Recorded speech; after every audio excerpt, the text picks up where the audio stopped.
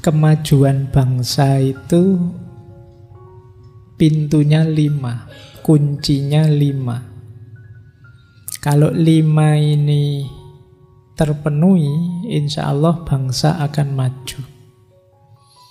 Yang pertama, kekompakan, rasa sama dan persatuan hati. Ini dijelaskan panjang lebar di sesi ukhuwah dulu. Bagaimana kita merasa satu. Apalagi kalau di Indonesia ini kita semboyannya kan Bhinneka Tunggal Ika. Ya kita macam-macam sih, tapi hakikatnya kan satu. Jadi kesadarannya kesadaran rasa persamaan. Nah, kalau belakangan kan banyak orang itu lebih menonjolkan perbedaan di antara kita. Jadi sama-samanya dilupakan. Wong jelas-jelas sama-sama muslim dicari, tapi muslim apa dulu? Alirannya apa dulu? Ormasnya apa dulu? Partainya apa dulu? Nah, kita selalu mencari sudut berbeda. Kalau mencari sudut berbeda, ya proses untuk menuju persatuan lebih panjang akhirnya. Jadi, dan kalau belum bersatu ya sulit untuk maju. Di kunci paling awal tetap persatuan. Persatuan itu bukan berarti terus disamaratakan semuanya saja, enggak. Ya pasti ada beda-beda, tapi lebih fokus bahwa meskipun kita berbeda, hakikatnya kita sama. Jadi tidak dibalik, ya sebenarnya ya kita sama-sama Indonesiasi, tapi kan kita berbeda. Enggak begitu cara berpikirnya, dibalik. Meskipun kita beda-beda, hakikatnya kita sama. Sama-sama Indonesia, mungkin sama-sama agamanya, bahkan kita sama-sama manusia, itu kan paling tidak sama. Itu kunci pertama kalau ingin maju. Selama tidak kompak, ya sulit kita bisa unggul. Yang kedua, cinta bangsa. Ini saya tidak perlu menjelaskan ya cinta itu apa, saya sudah capek. Kalian juga mungkin sudah bolak-balik dengar itu, cinta-cinta terus. Maksudnya apa? Relasi kita dengan bangsa, ayo kita naik kelaskan di relasi cinta. Jadi kita dengan Indonesia ini tidak sekedar kebetulan atau kebutuhan atau kewajiban. Tapi kita dengan Indonesia ini cinta sudah relasinya. Nah, dengan bangsa, dengan negara ini relasinya cinta. Maka apapun yang kita lakukan, dasarnya cinta. Jadi kalau dasarnya cinta, seperti sering saya jelaskan, orang mencintai itu kan yang ada di pikirannya adalah kebaikan, kebahagiaan yang dicintai. Maka kita melakukan apapun ketika kita sudah cinta, itu ya orientasinya untuk yang dicintai. Kalau belum nyampe level cinta, biasanya masih ada pamrih-pamrih, masih ada beban-beban yang membuat kita berat. Tapi begitu masuk ke cinta, semuanya jadi ringan. Maka kata Syekh Said Nursi, pilar kemajuan bangsa yang kedua itu cinta. Yang ketiga, kemajuan bangsa kuncinya adalah pendidikan. Nah, ini sudah kunci. Bangsa akan maju kalau ini ya tidak perlu saya jelaskan ya, bangsa akan maju kalau pendidikannya berkualitas. Pendidikan berkualitas akan lahir generasi berkualitas. Ketika generasinya berkualitas, ya kenapa tidak? Pasti bangsa ini akan maju. Sebenarnya sederhana logiknya. Sudah diceramahkan di mana-mana dan sudah disadari. Hanya saja mungkin dua yang sebelumnya belum terlalu dalam. Kita belum kompak dan belum cinta. Akhirnya meskipun mungkin modalnya sangat besar untuk pendidikan, hasilnya masih belum terlalu memuaskan. Yang keempat, peningkatan sumber daya manusia. Kalau ini otomatis lah ya, maju atau tidak kan kuncinya di manusia. Wong khalifahnya manusia. Dan yang kelima, kalau ini mungkin agak berat. Menghentikan perilaku konsumtif. Konsumtif itu sederhananya kita mengkonsumsi sesuatu padahal kita tahu sebenarnya itu tidak penting, sebenarnya itu tidak cocok, sebenarnya itu tidak sesuai, sebenarnya itu bukan kita, dan lain sebagainya. Jadi orang konsumtif itu dia merasa eksis kalau mengkonsumsi sesuatu. Konsumsi bagi dia itu menentukan harkat dan martabat hidupnya.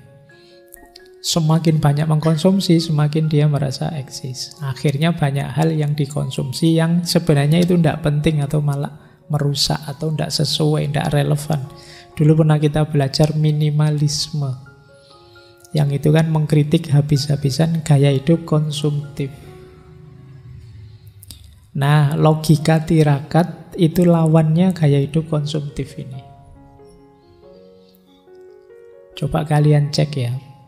Mungkin nanti sepulang dari sini, yang selama ini kamu konsumsi, yang sekarang numpuk di kamarmu itu, berapa persen yang memang asli kamu butuhkan, penting, dan berapa persen sebenarnya kalau itu tidak ada juga tidak masalah sih. Tidak apa-apa, kemarin kamu agak buang-buang duit saja beli itu. Coba kamu cek nanti di kamar, kamu inventarisir. Casing HP-mu berapa jumlahnya yang nganggur sekarang. Kemudian baju-bajumu yang numpuk di kamar berapa. Kemudian banyak sudah. Kamu bolak-balik ganti HP, tujuannya apa? Ini mental-mental konsumtif. Mungkin kita bisa hemat sangat banyak kalau perilaku konsumtif kita agak berkurang. Nah, itu jadi pilar juga ternyata untuk kemajuan bangsa. Ayo ya, nanti ini bahan refleksi saja. Nanti di forum tirakatan boleh dibahas sejauh mana kita ini lebih mengedepankan persamaan ataukah lebih mengedepankan perbedaan. Sejauh mana kita kompak, sejauh mana relasi kita dengan bangsa ini adalah relasi cinta atau belum cinta. Yang nomor 3, pendidikan. Kalau kalian kan pelaku langsung pendidikan itu, apa yang kalian rasakan, apa yang ada di pikiranmu, dan sebagainya tentang pendidikan ini. Kemudian kualitasmu, kualitas SDM, dan gaya hidupmu. Nah, ini berarti kita merefleksi gaya hidup, merefleksi diri kita, merefleksi dunia pendidikan kita, merefleksi cinta kita pada tanah air, dan merefleksi persatuan kekompakan kita. Ini nanti jadi pilar kemajuan bangsa. Boleh nanti teman-teman punya nambah atau mengurangi ini boleh. Wong yo, dunia akademik itu kan terbuka. Pak, kalau saya misalnya yang pendidikan itu dan SDM itu jadi satu sebenarnya Pak. Peningkatan pendidikan dengan peningkatan SDM itu korelasinya sama dan sebagainya, ya monggo saja. Tapi yang jelas ini hal-hal penting yang perlu kita sadari kalau ingin maju. Kan selama ini kita sering mengeluh Indonesia itu kapan majunya ya. Jangan-jangan sebelum kita maju sudah kiamat misalnya. Ini kan katanya zaman akhir. Oke, saya pernah diskusi filsafat itu tentang postmodern. Ada pertanyaan menarik. Loh, apa Indonesia itu sudah modern, Pak, kok tiba-tiba postmodern? Ya mbuh, ya kamu baca sendiri. Apakah kita ini sudah, apa bisa langsung loncat? Modernnya sih belum, tapi kita langsung saja postmodern misalnya. Baik, itu pengantar ya, untuk mengantarkan ke malam tirakatan hari ini. Silahkan direnungi 5 pintu kemajuan bangsa ini. Nah, saya awali dari sini sebelum memulai ke perdamaian. Apa sih diagnosis Syekh Said Nursi terhadap manusia masa kini? Yang itu nanti diantara obatnya adalah perdamaian tadi. Ini salah satu ceramah beliau di Masjid Umayyah, Damaskus, Suriah, tahun 1911. Kata beliau, manusia masa kini, ini menarik ya kalau bahasa Indonesia masa kini itu agak trik. Untungnya bahasa Indonesia bukan bahasa Arab. Kalau bahasa Arab itu masakin itu koncone fukoro. Jadi antara fakir dan miskin. Nah, manusia masa kini itu kata Syekh Said Nursi punya 6 penyakit akut. Yang ini bisa menghancurkan pelan-pelan. Yang pertama apa? Penyakit peradaban manusia masa kini itu al-ya'su atau hayatul ya'si. Hidup dalam keputusasaan. Seolah-olah hidup ini isinya susah terus, berat, masalah, kita diambang kehancuran, kita diambang kiamat, kita isinya mengeluh. Jadi tidak ada syukur-syukurnya. Orang putus asa itu kan tidak mungkin bersyukur. Sudah diberi anugerah yang luar biasa dan macam-macam oleh Allah, masih saja isinya keluhan demi keluhan.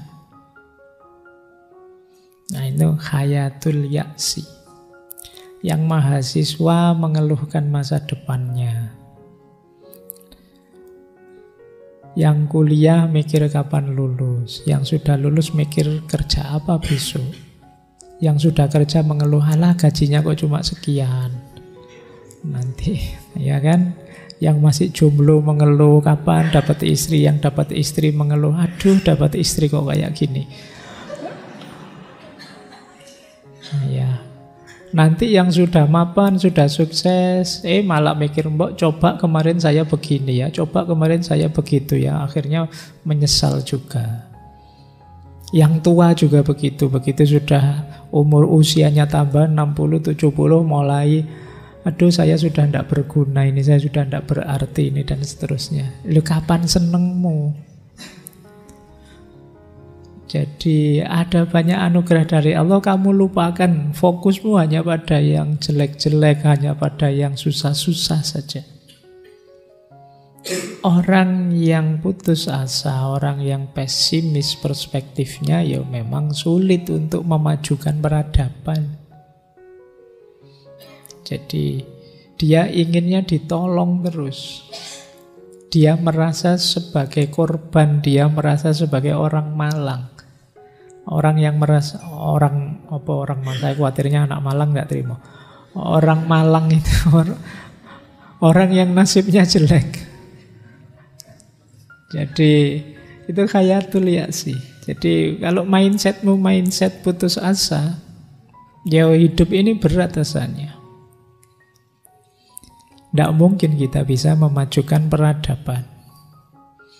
Yang kedua, kalau ini teman-teman sudah menyaksikan ya, kejujuran mulai lenyap dalam dunia sosial, politik, budaya. Kita akan menyebut zaman ini dengan era post-truth. Sama sekali kita sering bingung, ini benar apa tidak? Berita ini faktual atau bikinan? Itu kita kesulitan sekarang membedakan. Karena sebagian besar orang sudah mulai nyaman dengan kebohongan.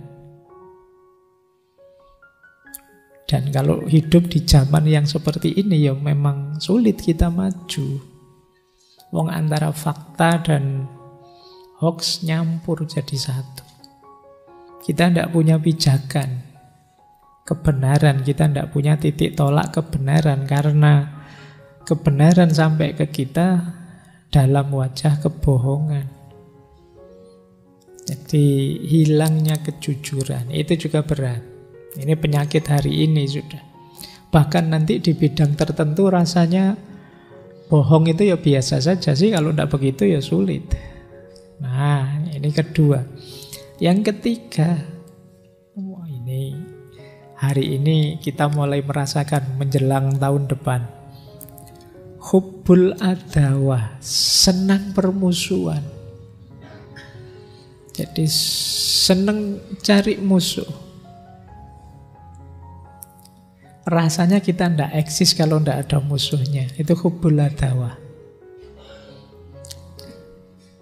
Jadi kemarin ada yang tanya ke saya, Pak Faiz, pernah tidak di YouTube apa di mana itu ada yang ngeritik, ada yang marah-marahi, ngomong jelek-jelek tentang Pak Faiz? Belum. Oh, berarti Bapak belum terkenal. Cirinya orang terkenal itu yo hatersnya banyak. Karena sekarang zaman permusuhan. Jadi justru haters itu pijakan kita untuk jadi terkenal. Kalau tidak ada yang ngomong jelek, belum berarti. Nah, ini mungkin ya bagian dari hubbul adawah. Orang hari ini memang seneng gegeran. Kalau tidak ada gegeran, ya dibikinlah gegeran-gegeran bikinan. Karena tadi sudah terlanjur tidak jujur ya. Makanya peradaban hari ini kan terkenal sekali, peradaban pranknya. Ngeprank, bohong, itu kan seneng. Kalau tidak ada yang gegeran, terus media-media bikin-bikin cerita biar gegeran. Bongkar-bongkar koleksi medsos masa lalu biar bisa gegeran. Wah, dulu dia ngomong gini loh, sekarang ngomongnya begitu. Jadi kita seneng hubbul adawah. Senang gegeran. Sulit untuk maju peradaban. Yang keempat, penyakit peradaban hari ini adalah jahal, bodoh. Ini mungkin kalau bahasa saya tidak dalam rangka tidak tahu informasi, tapi jahal lebih pada dangkal, tidak dalam. Yang ngerti banyak hal sih, tapi dangkal, tidak mendalam. Jadi informasi apa-apa kita tahu, tapi sedikit-sedikit.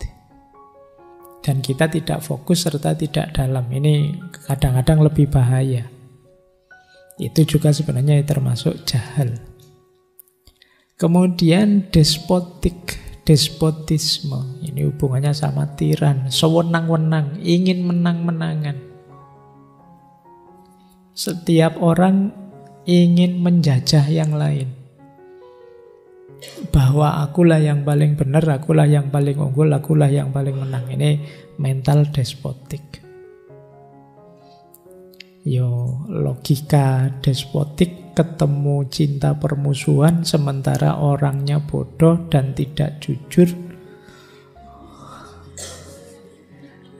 Wis ya. Makanya terus hidup ini rasanya panas. Plus yang terakhir egois. Egois itu sudah tertutup, sudah tidak bisa dikasih tahu. Merasa dirinya selalu benar, keinginannya lah yang paling baik, paling penting. Nah, ini penyakit. Hari ini banyak penyakit-penyakit ini, termasuk di kalangan umat Islam, kata Syekh Said Nursi. Akhirnya apa? Ya kita tidak maju. Kita terus isinya mengeluh, kenapa ya kok kita tidak maju, kenapa ya kok kita tidak sukses, kenapa kok kita tidak hebat. Lah itu kelakuan kita sendiri ternyata. Akarnya. Itu pun kadang kita tidak mau disalahkan. Kita nuding kiri, nuding kanan. Loh ini tanggung jawabnya sekolah dong. Nanti sekolahnya, loh ya orang tua lebih bertanggung jawab. Ini tanggung jawabnya masyarakat dong. Ayo pemerintah lebih tanggung jawab. Semuanya lempar tanggung jawab. Nah, ini bahan renungan kita juga. Ini nanti dari sini mengarah pada perdamaian. Penawarnya ini kata Syekh Said Nursi. Kalau ini simpel ya. Jadi karena tadi mentalitinya putus asa, penawarnya tetap harapan atau rojak. Orang putus asa itu orang yang lupa dia punya Allah.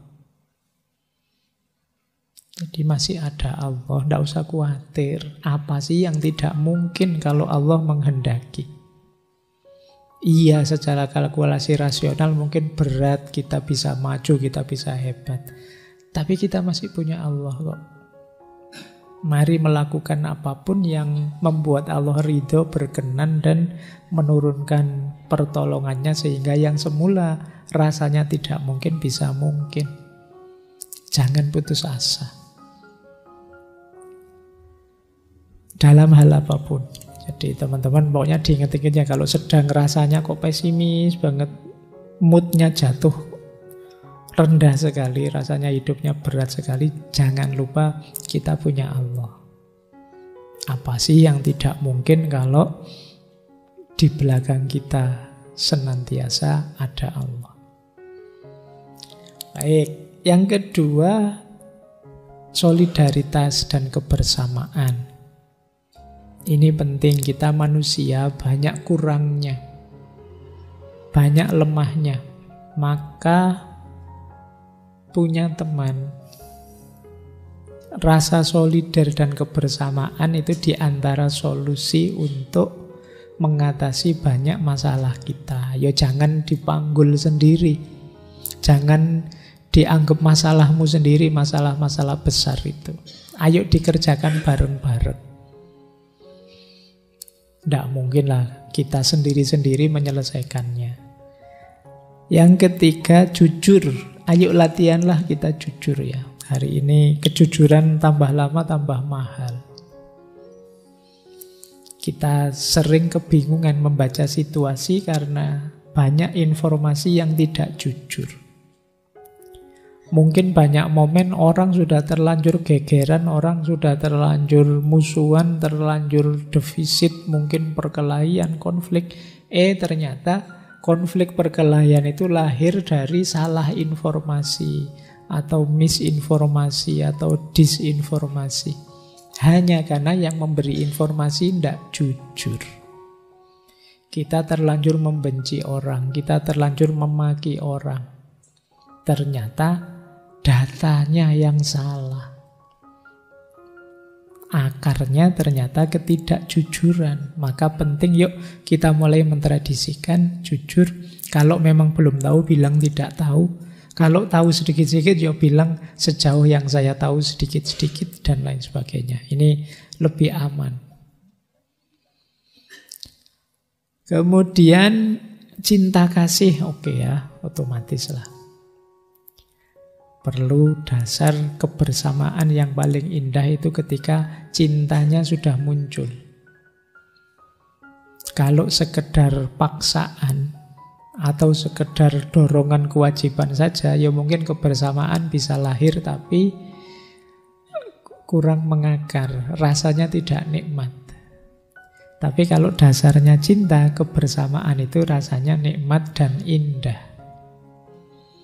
Makanya tadi relasi kita bahkan dengan bangsa ini kalau bisa naik ke level cinta. Biar indah, biar kita bisa menikmati.